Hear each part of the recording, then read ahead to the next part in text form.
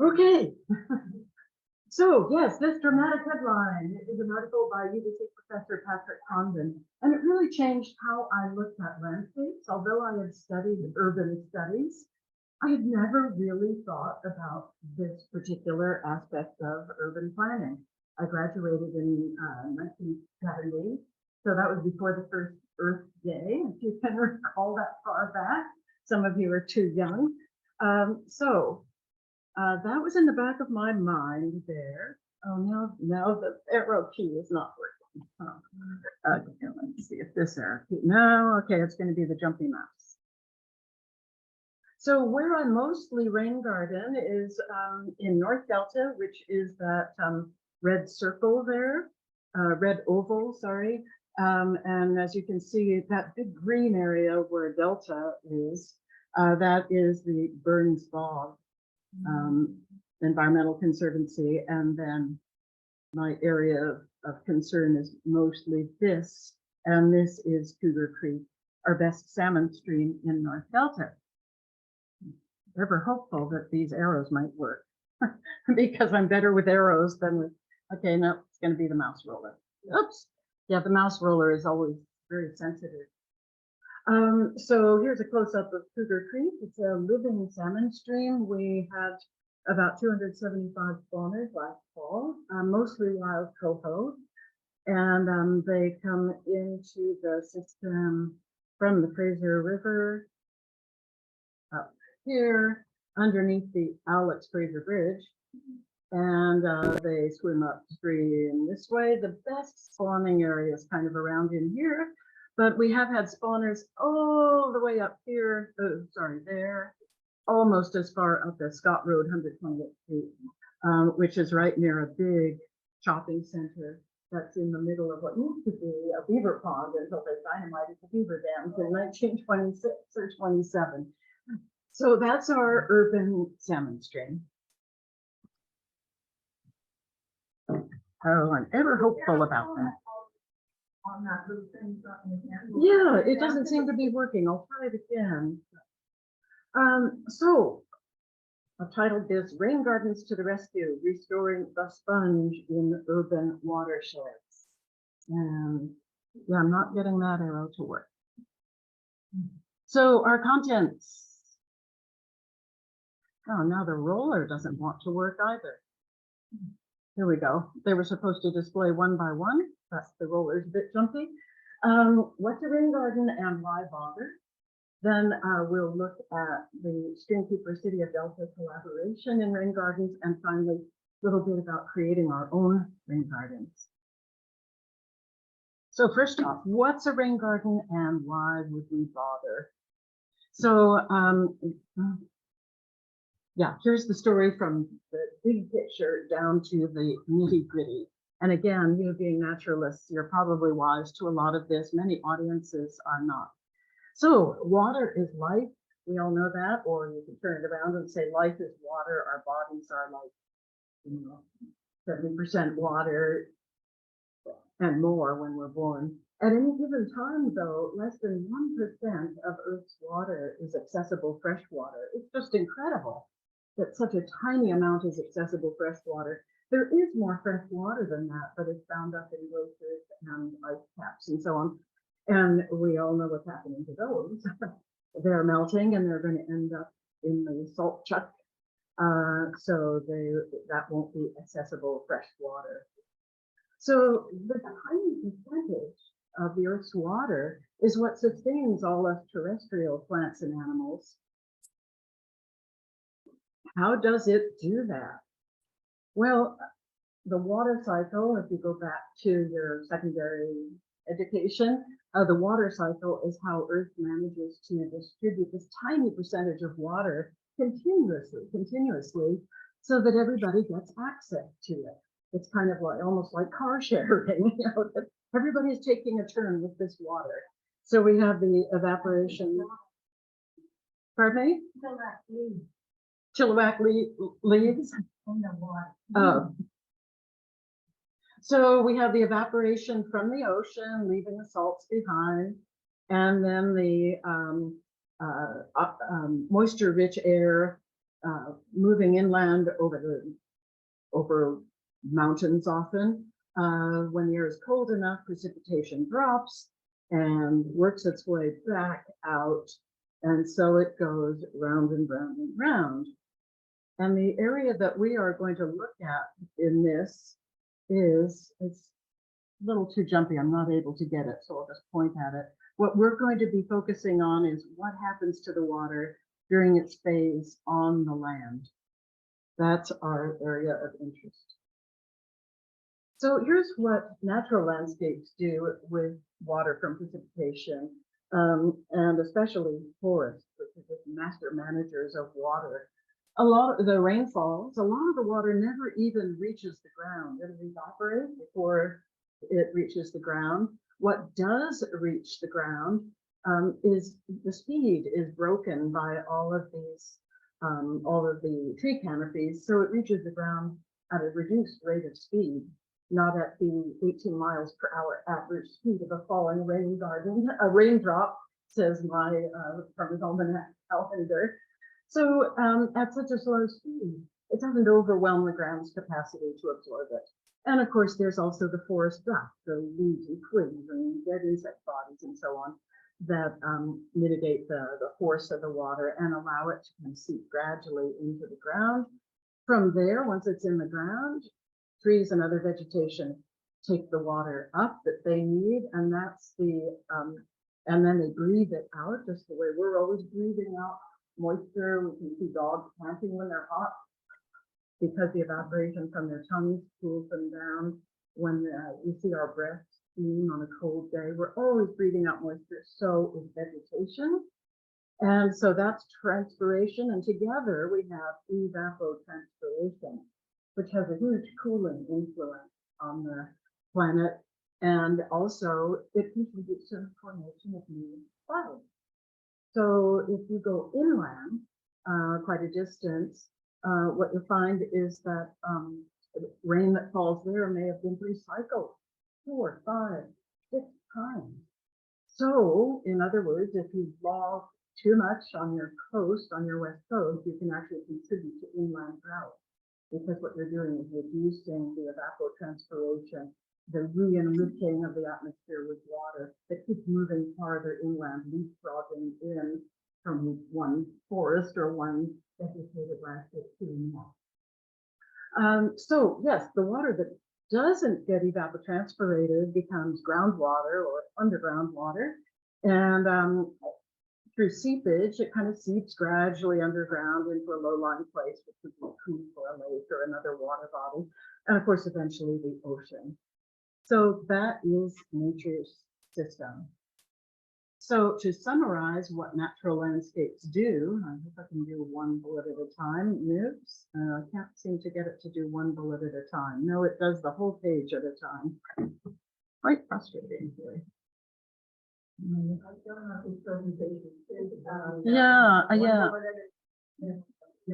Yeah, it's not doing the animations correctly, and now it's not moving forward at all. Oops.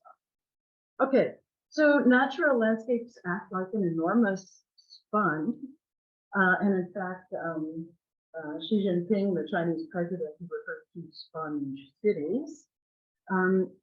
There's something good about the guy.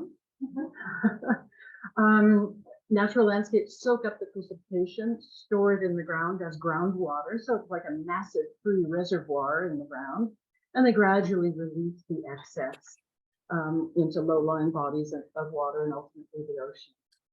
Oh dear, I'm not getting this mouse to work. I wonder if my own mouse would work any better. Oh, there we go. So as the groundwater is seeping through the soil, it's providing a steady supply of filtered water for everything, for plants, soil organisms, springs, wetlands, lakes, creeks, rivers, you name it, and all the animals that depend on those, including us. Oh, gee. Yeah, I'm just not able to get this to advance. I wonder, what about left click? Oh, maybe left click will do it. The which key? The tab key. Okay, I will try that. So as the groundwater is seeping through the soil, as I mentioned, same text, it's providing water for all of these things. And the previous slide was these skunk cabbages little and now they're big. And eventually the water gets into the creek and of course it's filtered and beautifully clear. Actually just hitting the left mouse pad does it. So when we develop land, what's happening is we're reducing its capacity to absorb water. When you have forest, you've got 50% of that evapotranspiration, which is cooling us, just like getting out of the shower and you're cold because of the evaporation, and also creating more clouds. And then you've got that kind of yellowy tan color, you've got the shallow infiltration, and then your deeper infiltration. So nothing is wasted. Everything is to a purpose. When you get pasture, you've cut down your trees, you've got harder throughfall of the rain pounding on the ground. Maybe you've got some buildings, you've got compaction of soil by animals, and you start to get that thin red line there, which is water that won't soak into the ground. It's starting to puddle, pool, you get mud, nuisance mud. Get into the suburban phase, which is where you are here in Chilliwack. Well, you're kind of in between, but yeah, getting solidly suburban. And you've got a lot more of that red stuff, that water that can't soak into the ground, less evapotranspiration, less infiltration. And finally, you get to a city. Now, Delta, I would say North Delta, we're between kind of suburban and city. We're getting very, very densely built up. And suddenly, you don't have much infiltration at all. You just have this nuisance water that can't soak into the ground. And that's the runoff. So you've gone from something that's 100% a resource to something that is roughly 20% a resource and 80% a nuisance that you have to deal with. Okay, let me try this. Oh, okay. So development replaces this sponge that is a natural landscape. And here's Chilliwack in 1985 with these vast expanses of roof and pavement that are impervious. And let me see if I can shift and back tab. Can I shift and back tab? Let's see. No, it doesn't do back tab. Let's try the roller. Here we go. Okay. I'd like to go back and forth between these two. If you look especially at the southwest corner, southwest of the Home Depot and down by the Real Canadian Superstore, you'll really see the impact of development in Chilliwack. I love going to Google Earth and clicking on the little clock that gives you these historical views of what things used to look like. And then you really get a sense. It gives us kind of a memory of what used to be. Whereas when it changes slowly in front of our eyes, we kind of don't notice it, and our kids certainly don't notice it because it was, you know, their baseline is when they were born or when they started being aware of their landscape. So where does all the runoff go from these impervious surfaces? And again, we're in Chilliwack, we're overlooking downtown Chilliwack. Well, we install drains to take it away because it's a nuisance and we're impatient, we just want to get rid of it. That's exactly the opposite of what nature does. Nature holds on to the water as long as possible because nature knows there's only 1% of it and we've got to make every drop count. Humans are like, oh, this nuisance water, let's get rid of it. So that's what we do. We have drains in streets, drains in parking lots, drains from rooftops, drains everywhere. We even put drains in grass if we find that the water content of the grass is interfering with our riding mowers and things like that. So whether they're marked with yellow fish or not, virtually all these drains are emptying into fish habitat. I used to wonder before I was a streamkeeper, kind of look and say, well, yellow fish on that drain and the is on that drain. Does that mean the one without the yellow fish is going to the sea and treatment facility? And only the one with the fish is going into a creek or whatever? No, it's just there aren't enough people to take the whole fish. So that's the difference. I have a question. Yeah. In the summer, we all have watering stations. Mm-hmm. I don't quite understand that because to me it seems like I should keep my trees watered and my grass. Right. Yes, and what can I say? The water that we're using when we're, watering in the summer is depriving some other habitat of water. Now, I don't know what it is out here, but where we live, we're It is going to go into the back into the river. Yeah. Whereas in North Delta, we get our water from the North Shore Mountains. So to the extent that we draw from the Capilano River through our water supply pipes, then the salmon in the Capilano River have less water in the summer. But I mean, it is a valid question for sure. Can we hold the questions till the end? Because I think I might get these, if I can just get this to go forward. There we go. So we'll take a break between part 1 and part 2, and then we'll talk about these things, and possibly they will come up in the course of doing this.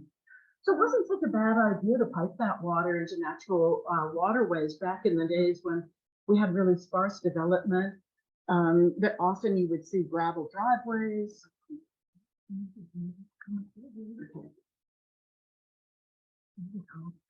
Yeah, it's okay. If you drag this down to the bottom now, but this thing is so that no, then it covers up better. No, it has That's to go in. okay. So yeah, we often had gravel shoulders, we had gravel driveways, we had ditches. That was all acceptable. People didn't bat an eye at that kind of development back in the day. There was still plenty of opportunity, and this is in Chilliwack again, taken from Google Earth Street View. There was still plenty of opportunity for rainwater to be absorbed and filtered and to feed all those natural areas. But newer development styles and standards really minimize rainwater infiltration, even when there's plenty of space for it. We tend to want to channelize everything with a curb, a hard curb. We don't want gravel shoulders, that's substandard. We don't want ditches, that's substandard. Somebody might fall into the ditch or whatever. And we want bigger houses, we want a paved driveway. So every step of the way, we're decreasing the space where water can soak into the ground. This is not here, this is Parksville, but I've seen some buildings around here this evening. I arrived early, drove around, and less setbacks on our buildings. So everywhere we look, bit by bit, we're sacrificing that infiltration. And in North Delta, we're starting to see a lot of this, especially single family homes with deep in-ground basements. And those deep in-ground basements have to have perimeter pumps because the city storm sewer is up above the perimeter drainage of those deep in-ground basements. So they pump the water up to, and if they don't, there's a risk not only of flooding the basement, but also of collapse of the cement, the concrete itself. And one of the environmental officers in Surrey likes to say, these pump basements are like putting a straw in the ground and sucking out the water. It's like dewatering, and I can attest to that because we have a ditch in front of our house, and now that we have two big deep in-ground basements upstream from our ditch that are pumping their water, we have far more water into our ditch and then going into a pipe and being piped away. So what we're doing is we're taking away, we've got nature's free reservoir, the soil, the ground, and we're just letting ourselves destroy it right and left. Just not thinking, where are you going to put the water in the future? And out here, and that is especially an issue, because it's not just the issue of, oh, the river is flooding. It's the issue of we're adding to the flooding by trying to pipe away all our water, when in fact, we often have some soil capacity where we could be putting that water. So here's, oops, now how do I go back? Okay, I'm sure this has been fixed in White Rock, but This is what happens when storm sewers get overwhelmed by too much water put into the pipes. Can't cope, the pipes can't cope, and they get gushers and they flood the streets. And most urban street flooding has some portion of it caused by this. And it's not hard to imagine how you could have a similar thing here in the newer part of Chilliwack to the south, where you've got essentially an urban clear cut going up a hill. You've got this street coming down, and you can imagine if you had a super, super, super heavy rain, the storm drains for people at the very, very bottom.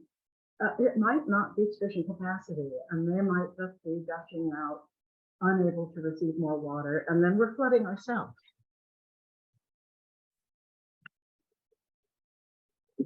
So this is what it looks like at the stream level.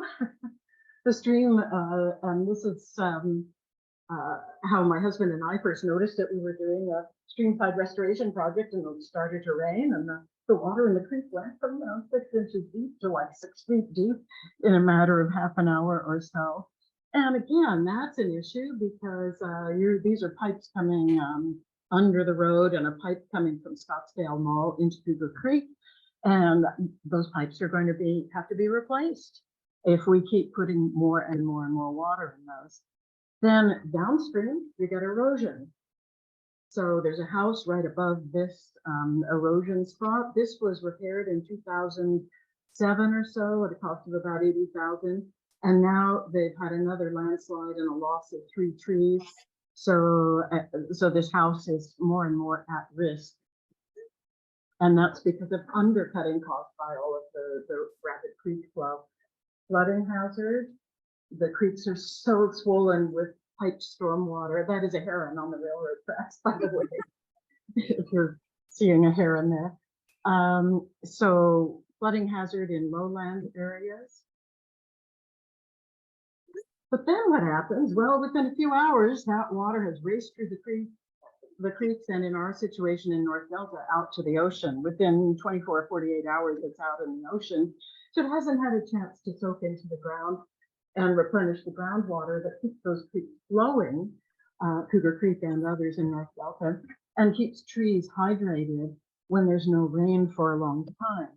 And here's a typical rainfall and temperature pattern for BC. This one is actually Chilliwack, and you get most of your rain in the winter months, and then in the summer months, just when the temperature is really high, you get the rain.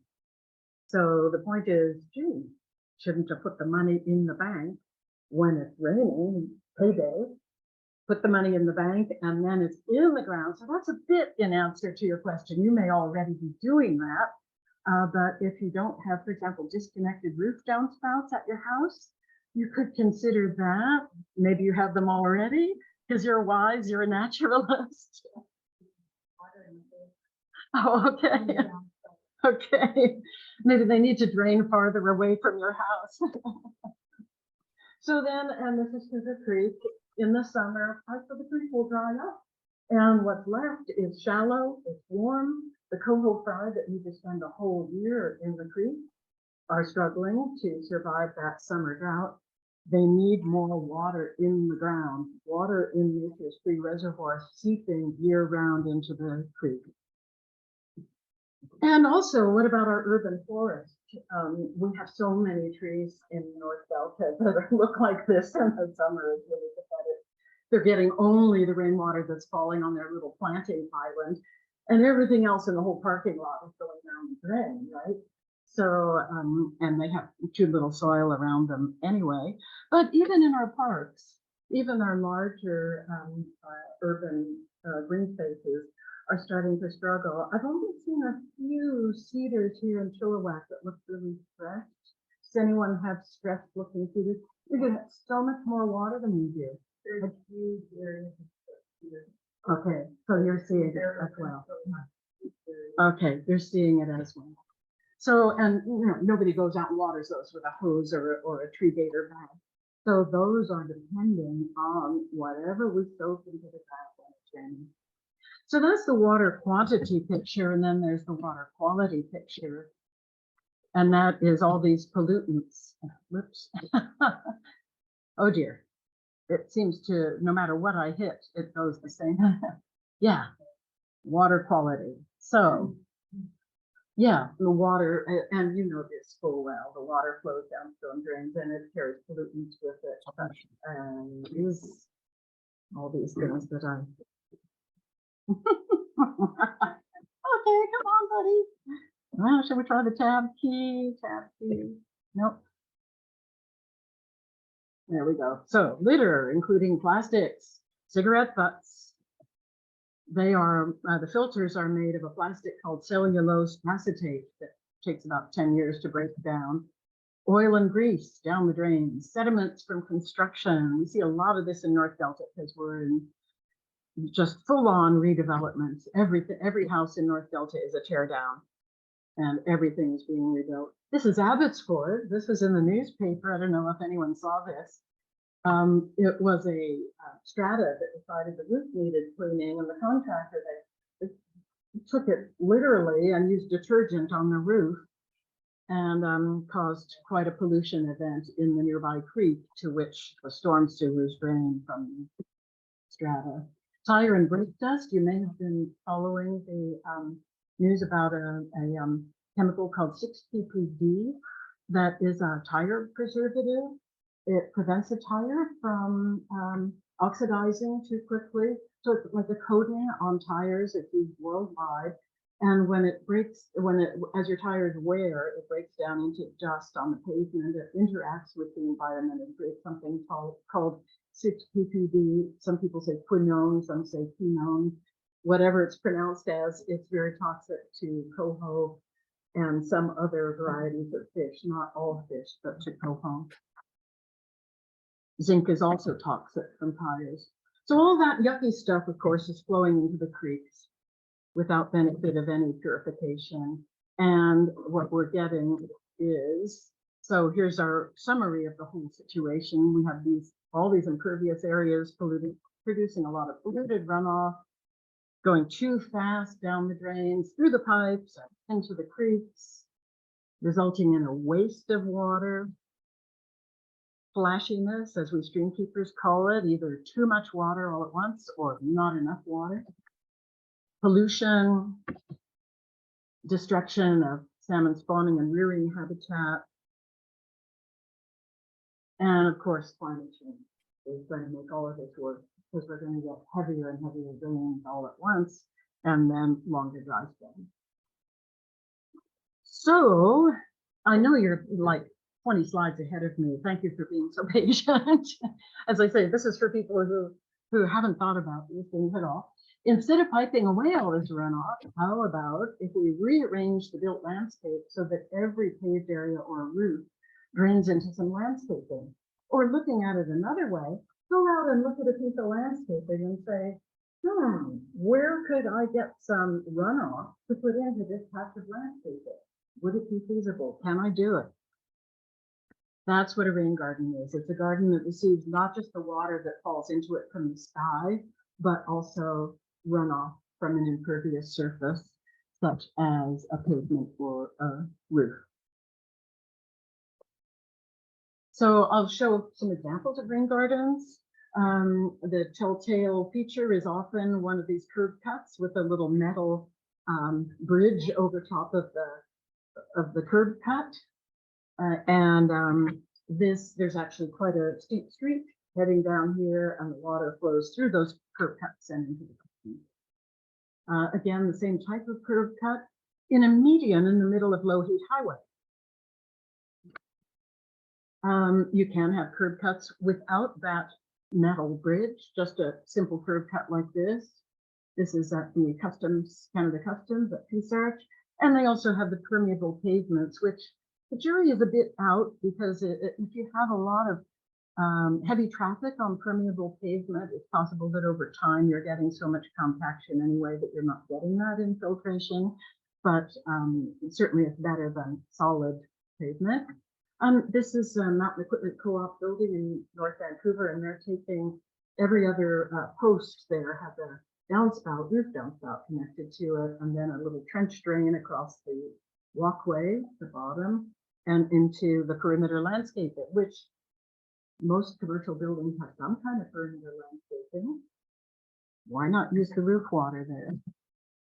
You can do something kind of artistic with it. This is at a rec center in South Surrey.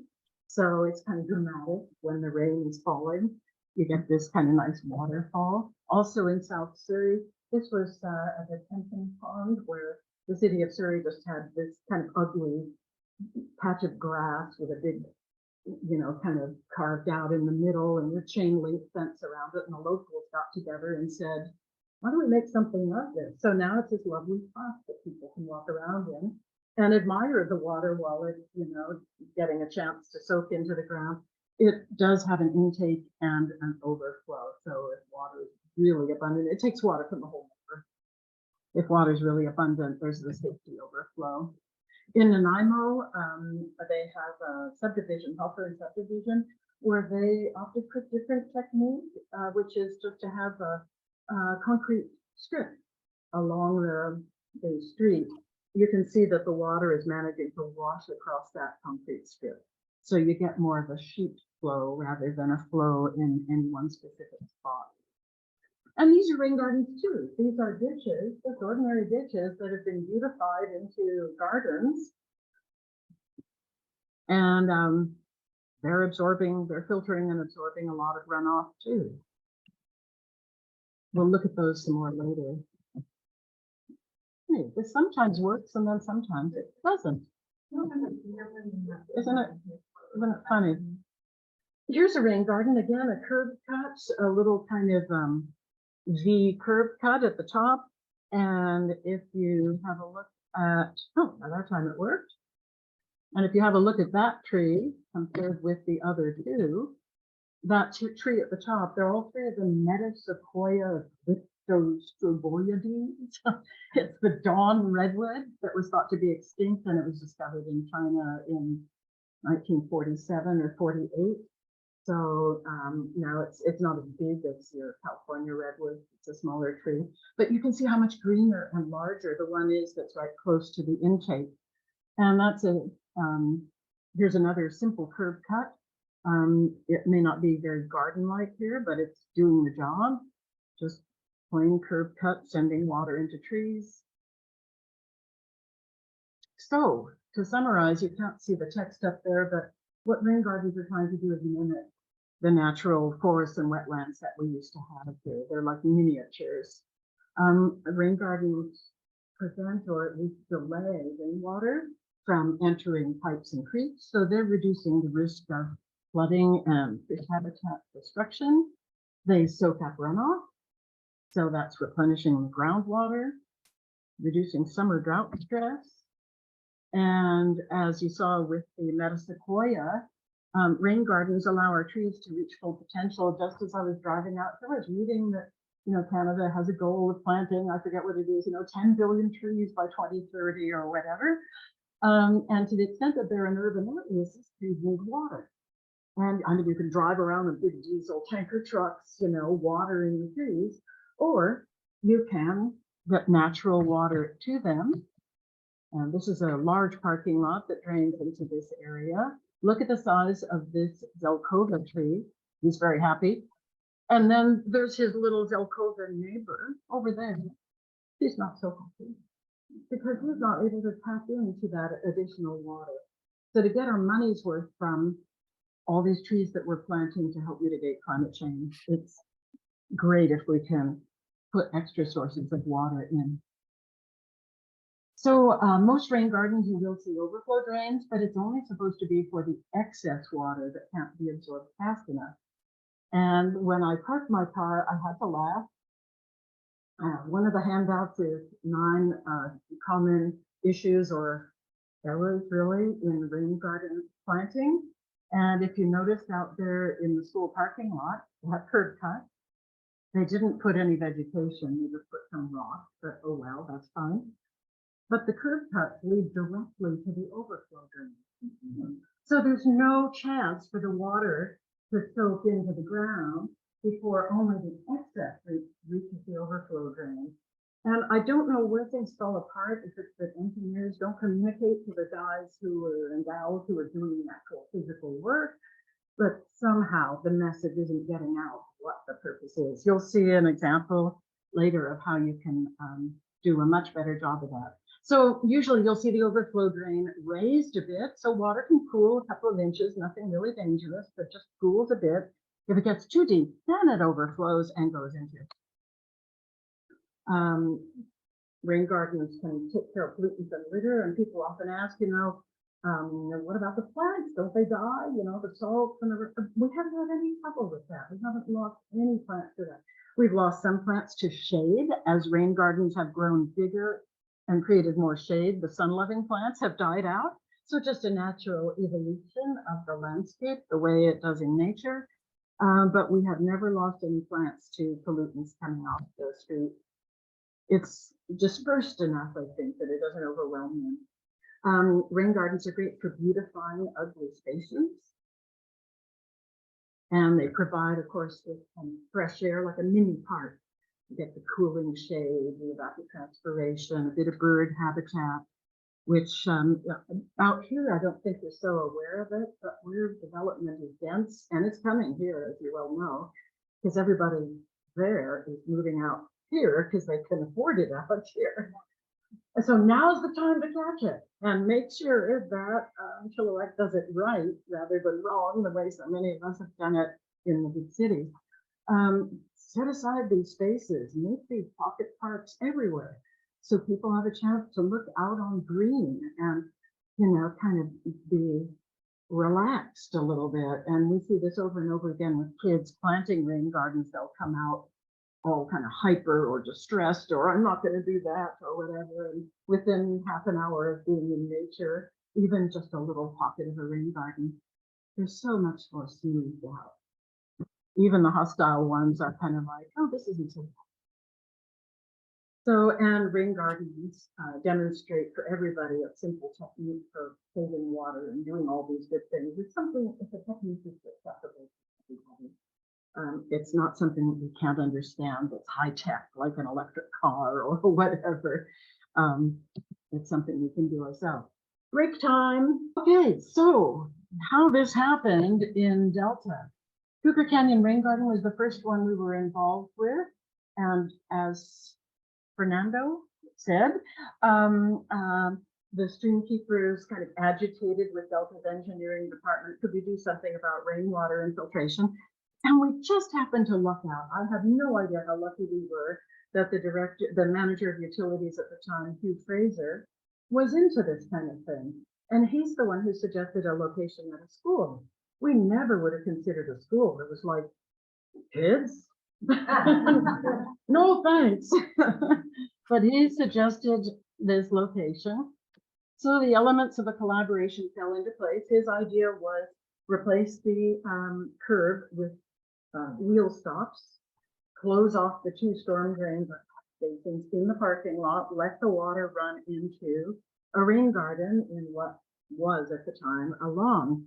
So Sarah Howie, a young landscape designer at the time, was charged with doing the design. The school principal was on board. Our dog really sweet talked everybody. There he is, Lawrence. We got a Pacific Salmon Foundation grant for plants and materials. Delta did the excavation and put in a lot of really rich organic garden soil, and you can see that the solid curb is gone. Here now on the far right, you can see the new curb cuts or wheel stops, the yellow and black wheel stops, which are actually recycled tires. So that was before 6 ppd, but I think the rain garden is filtering out that stuff. Delta planted the large trees. Stream of Dreams, the people who do the shoals of fish on chain link fences, they came along and spoke to every class. And nowadays we do more like an assembly for the whole school at one time. But that first one, they spoke to every class about the purpose. And then we unleashed our secret weapon. Much as we hadn't planned to work with kids, it was like, we got 600 kids here, might as well use them. And that proved to be just such a wise thing to do, just accidentally, because they come with older siblings, younger siblings, parents, grandparents. So everybody was aware of what was going on and why. Everybody in the school had a role to play, whether it was planting or mulching. The garden developed beautifully. It's not as beautiful anymore for the reason I mentioned before, that there's a lot more shade now. Plants grow. And so just the way we see evolution of natural landscapes, we see evolution of rain gardens, and we don't want to interfere with that because as you were talking about with the development of the soil microbiome or the soil biome, and so also the development of the canopy that breaks the power of the falling rain. So it's not as colorful as it used to be, but it's beautiful in its own way still. And here you see it more in wintertime. And so this is a mixture of native and native plants and garden variety plants, which we find is a good way to hook people into it. Here's all native, and it's all like snowberries and salmon berries and red orchard dogwood and elderberry and I don't know what all else, Indian plum and so on. It becomes kind of a hair-raising, look out of control, and people don't relate. But if there are some kind of tailored garden plants and then occasional native plants, then you can kind of hook people into it a little better.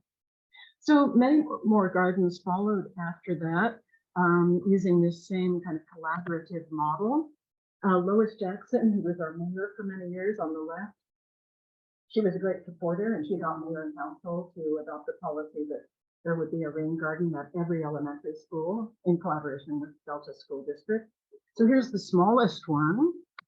And all we did was sacrifice a teeny tiny parking place, substandard. This is before. The idea was to use that pre-existing drain as the safety overflow. And Sarah very cleverly designed the intakes to avoid that phenomenon that we see out here, where the water goes straight into a storm drain. She kind of contoured everything around so there's a maximum contact of the water with the soil before it overflows into a pipe. And in fact, I've never seen it once overflow. You can't see the full extent of the parking lot, but here the ratio is about 7 parts parking lot to 1 part garden. And in North Delta, that works fine. So you can see how it has developed. You can see some of the water entering.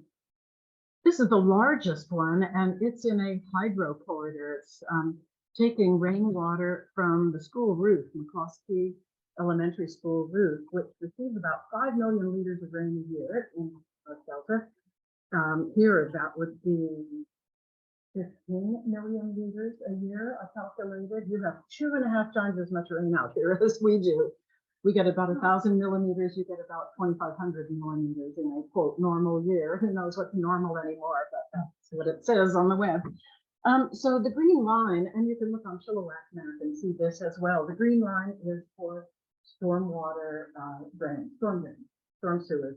So the roof water used to go into a pipe that went across the hydro corridor and down a street and joined in with a main kind of trunk line. You can see it here, the big trunk line, the storm sewer, collecting water from all these properties, dumping it straight into Blake Creek, tributary of Cougar Creek. So that's where the water, roof water used to go. And here's what it looked like at ground level.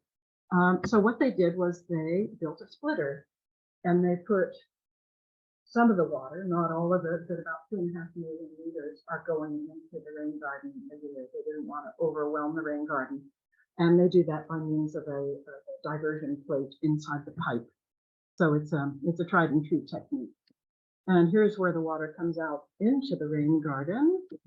And this is before it was planted, but you see the extent of it. There's the school roof on the right. The splitter is up at the top end here. The splitter is right up here, and the water goes into various channels and comes down here. And it was quite the military operation doing the planting. The kids loved having guys there, the guy gardeners from the city of Delta. Oh, this was exciting. You know how elementary school kids love having men. It makes it seem really important. So, yeah. So the big kids planted the big plants, the little kids planted the little plants.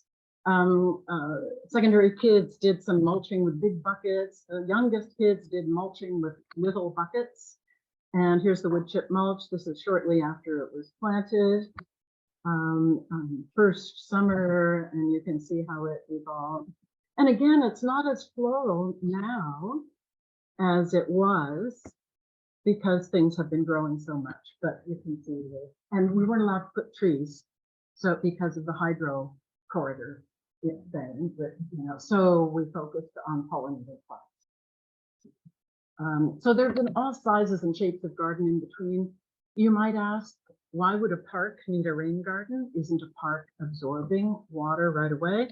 Well, if you go around in your park, you may see what we saw in this edge of the park, not a playing field, nothing else, just kind of an edge. They have lawn.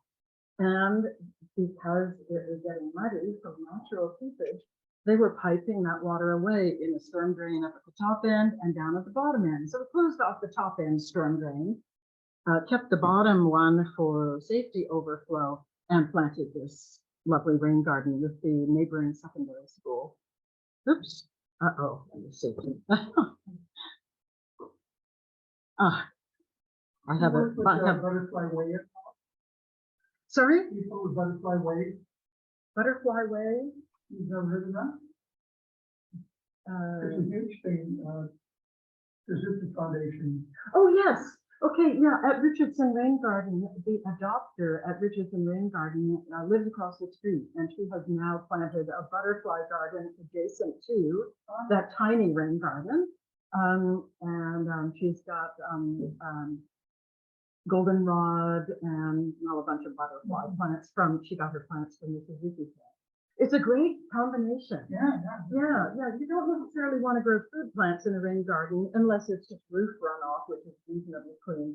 But certainly pollinator plants is a perfect marriage, I think, if you have the sunny location. So school roundabouts, that's kind of a nice place to have a rain garden. This church, I see a lot of potential here in Chilliwack because there are a lot of churches, and what this church did, the kids did most of the excavating. Delta helped a little bit on Delta's Boulevard. This is the church. This is their parking lot. They have an annual car wash. And now the soap suds, instead of going down this old storm drain, which is the only one serving the parking lot, the soap suds go around the storm drain and into that rain garden that you saw in the previous slide. This one here. We're looking where the water comes in, and in the next slide, we're looking up. So it's been a great success, this one. Come on. There we go. Oops, I hit too hard. Now I have to hit probably escape. Hollywood Elementary School has a lot of native plants in its rain garden, so I thought you might like to see that one. There's the potentilla, the lupins, the mahonia, aquifolium, tall Oregon grape. We tried salal, but it can be kind of fussy and not get going, and it all died. We have variegated red osier dogwood, sword ferns. There's also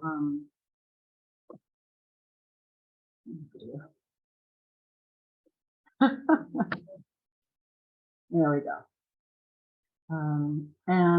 This is the camas in the foreground and a native iris.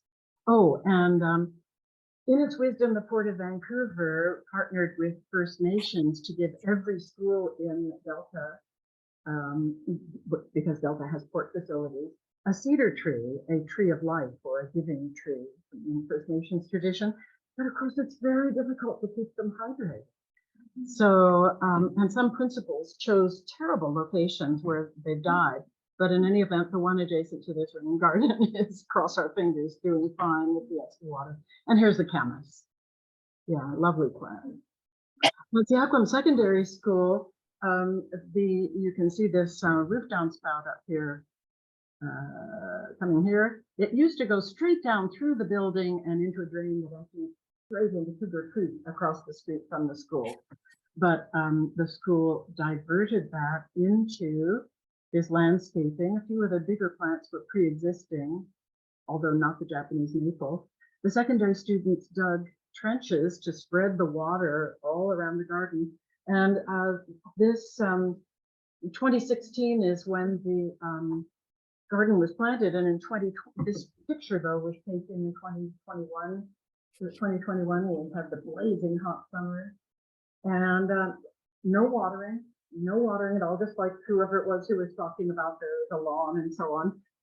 We didn't water at all, and it survived really well just based on the water that it got from the rain garden, from the roof. It is on a protected side of the building, east side, so it doesn't get blazing up from the sun. Tidewater's rain garden, it is taking runoff from the Alex Fraser Bridge, pipe coming down here and into the rain garden. Filthy water, you just wouldn't believe what comes off that bridge. And it's also taking water from a parking lot and neighboring pub roof. So this is what it looked like just before planting in 2013, and now it looks like this. It's just amazing how these things grow. Yes, they volunteered. In a way, I'm almost sorry we let them hang out because they're so assertive. They're very assertive. They are great filterers, it's true. It's just that in the winter when they're all dead and lying around, it doesn't really look too good for the pub. The Tidewater's pub next door, so we have to go in there in our hip waders and pull out all the. Yeah, so that's our only regret, I would say. And the latest one, this was just put in. It was planted on the 5th of April, and this one is down in Latin, which has a high water table. It's not quite a rain garden yet. It has 3 of these. Whoops. Now, how did I do that? Okay, maybe this is working now. Go figure.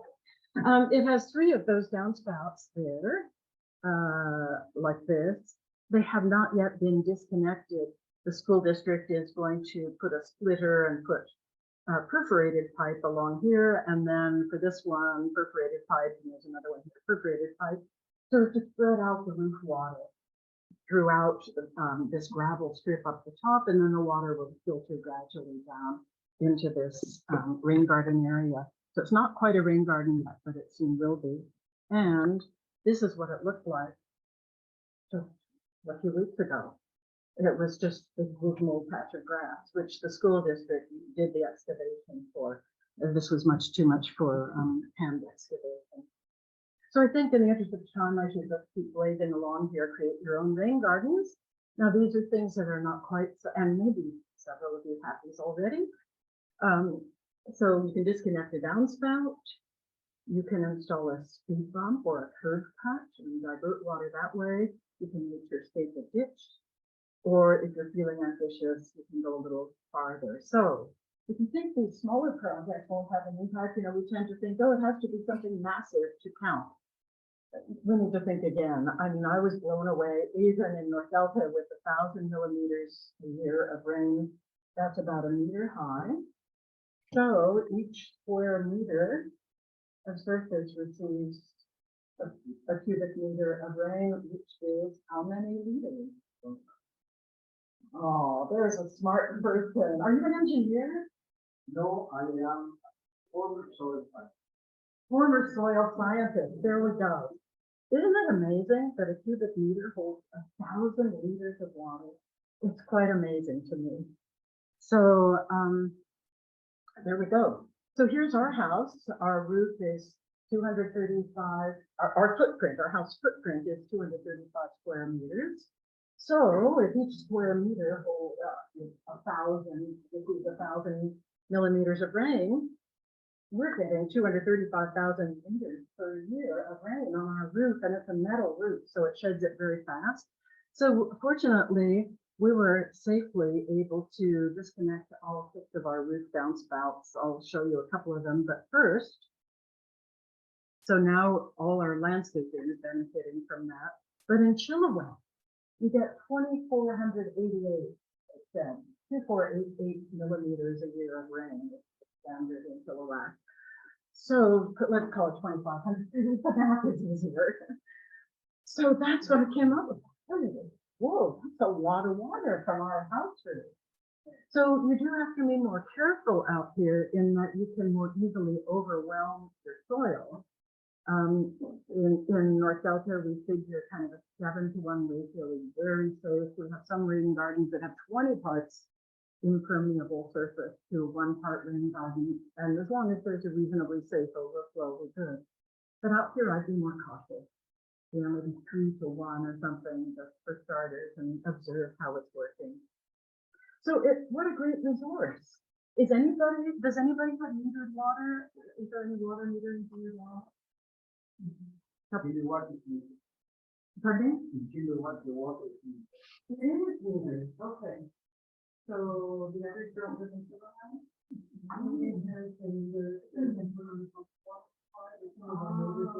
Okay. And it's needed in one. Okay. One is not needed, it's for years. Yeah, don't get rid of no water. All All I I need is not metered and full development, you have an option. If you want to go on a meter, you can. Yeah, and I was over in Chilliwack, right on the Chilliwack. Uh-huh. And a few years ago, they wanted to take them, next week. Oh, to take their bottle, your water. Yeah, Aquifer, and what, definitely, stops that. Good for you. but, years ago. They'll come back again. I guess I think that's another perfect reason to be not wasting water. I mean, saying that, sorry, we're using it. So we can disconnect a root downspout and I'll show examples. Some of the examples, this is Boundary Park subdivision in Surrey, just across Scott Road or 120th Street from North Delta. And it was built in 85, 86, and the whole subdivision was built like this. Just very straightforward, like, you know, do this. And Surrey still does this. They have bucked the tide in Surrey. They just said, no, we're not following this new standard piping everything. Wherever it is common sense, garden is sloping away from the house, we're not going to flood anything, we're going to do this. So I think Surrey, with a little bit of water here and there and everywhere, is probably doing a better job than Delta, even though Delta is far ahead in terms of boulevard rain gardens and roundabout rain gardens, kind of thing. So here's an example. I think the thing is that engineers often picture, because they're used to seeing pipes that have, you know, many houses worth or many streets worth of water, and then they picture that these pipes are like raging fire hoses of rain. But in fact, this is in really heavy rains, you know, so and you can see, I mean, this is kind of a really internet for the trees and shrubs.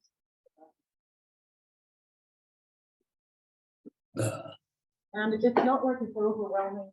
This was after it had been raining like this for about 10 hours or something. But each storm drain, each downspout, because you're dissipating it among several plots around your house, it's not overwhelming the ground. You can buy these things at Rona or Home Depot, and they stretch out these extenders, and you can extend 2 or 3 of them together if you want to get the water farther away. You can have a rain barrel as an intermediary. We ran this overflow from the rain barrel under a path. Then we got lazy and decided, oh, well, it's a tripping hazard. We all have to go from something. We might as well have a tripping hazard. It's not godly. So we just ran it across the path. But in any event, the rain barrel as an intermediate. Safety first. Don't do it close to a steep slope. You don't want to, you know, overwhelm a slope and destabilize it. But if you're well back from the steep slope, and by well back, I would say, you know, like here, an engineer will probably say, no. 2 football fields back. Identify a safe overflow site. Make sure that, and if you're in doubt, you can run a hose. It's a great technique for deciding, can I do this safely? Just run a hose for quite a long time at the place where you're thinking disconnecting and see where the water goes. Make sure you've got a good ratio. 5 to 1 is totally safe in North Delta. And if I say maybe out here you want to go for like 2 to 1. The more plants that you have, the better, especially if they're already established. So you can have a splash pad, as you saw, or some rocks or gravel. And yeah, the larger and more established your plants, the thicker it is, especially big cedar trees, for example. So here's an example of a safe spot. You have a downspout, front lawn is sloping gradually away to the street. The vegetation is established. If the garden can't absorb runoff fast enough, you can't see where I'm standing, but I'm in the street. There isn't even a sidewalk. And the street has what? A storm drain. So the street is defensive. So that's an example of a good spot. You can add more plants if you'd like. Here's an example from Parksville. Same kind of situation, except I'm standing at a creek. And it's a creek that dries out every summer. This is on Vancouver Island, and they're very short of water. And they depend on groundwater for their water supply. And this entire subdivision backing onto Kelly Creek, I didn't see a single distinct use down south. So there's a big lost opportunity right there. These are some neighbors. I mean, not of mine, but neighbors of each other. And they lost a cedar hedge to drought, and they decided that they would disconnect their roof downspouts and do a new planting, which they did. So there's something that's, acceptable in an urban way. And again, if it overflows, which it hasn't yet, but if it does, they're into the street gutter, and there's a catch basin, storm drain just a little bit down from them. So where there's a will, there's a way. You can always do, some kind of downspout gymnastics. This woman had a path she needed to get.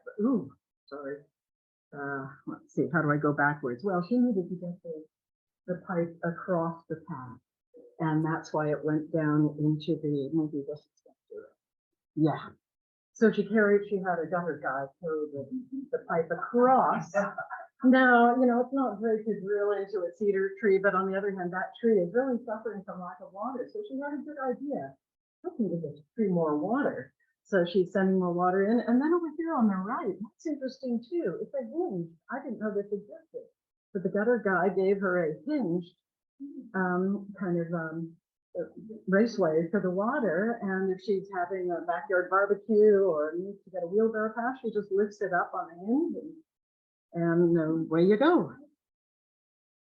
So there, and this one reminds me of a slinky. If anyone had a slinky when they were a kid, how those slinkies go down.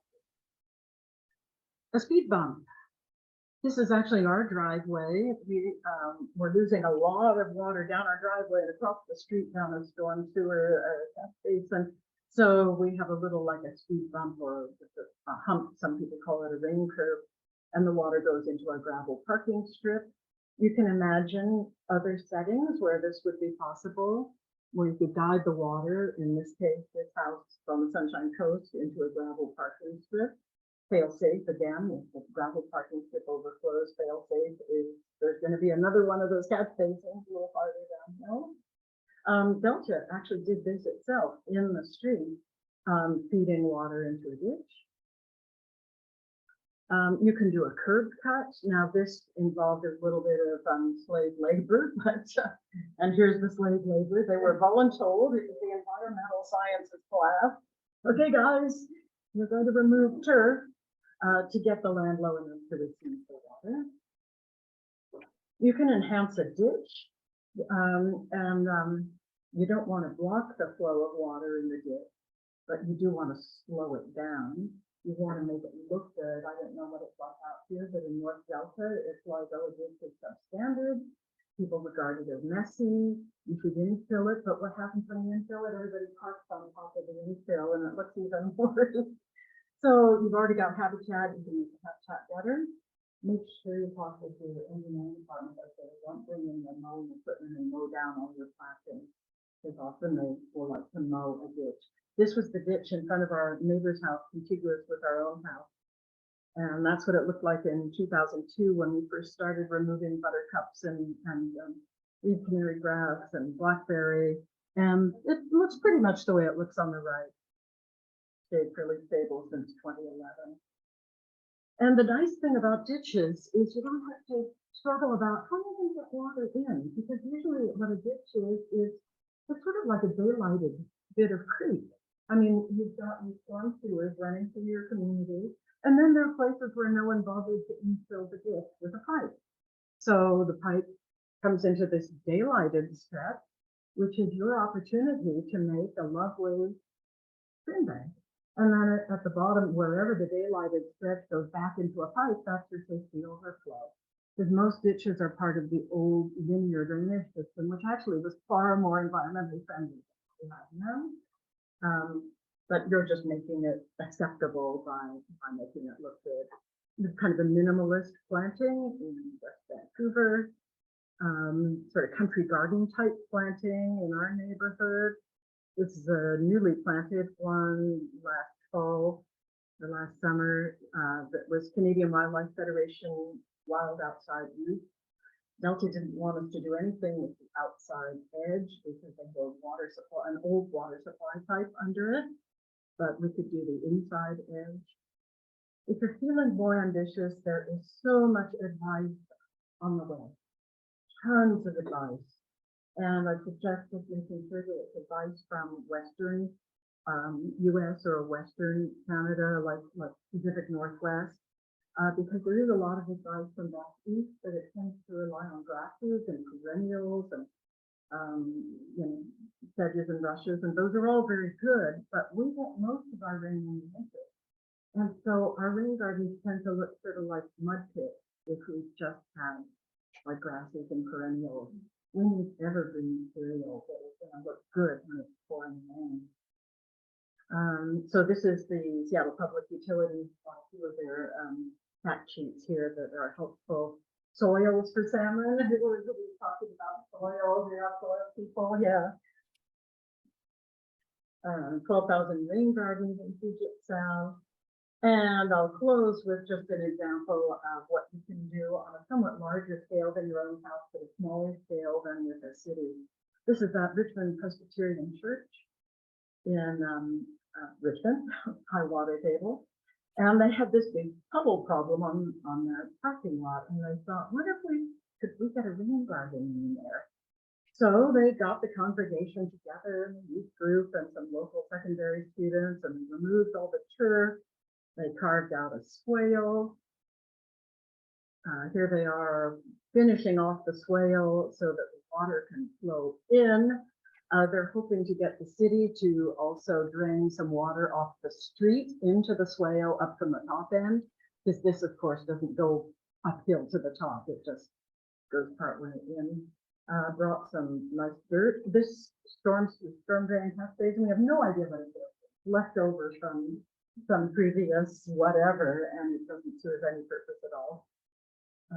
Planting, the last plant, beginning to mulch, as you can see with the wood chips, finishing the mulching, and there it was when it was pretty well just planted, first summer, and now it's entering it's into its starting into its second year.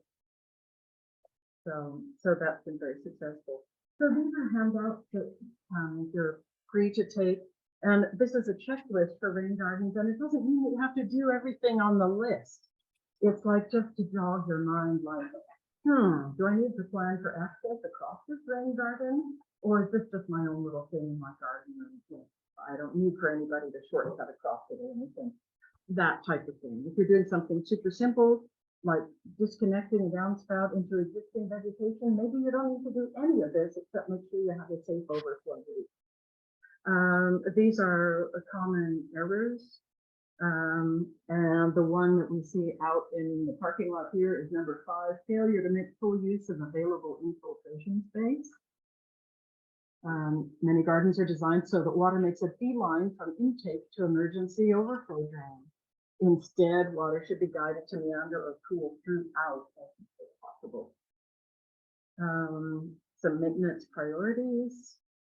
So bottom line is the fundamentals. Water flows downhill. Plants and soil intersect it. Sponge it up. The more and bigger the plant, the better the whole process works. And the more you have restored that sponge to your watershed, or in the case of Kilowatt, conserve that sponge. Because there's so much here still to conserve. And it's so easy to just split bit by bit, one little decision at a time, into a nasty situation where suddenly it's all runoff and not enough infiltration. The end.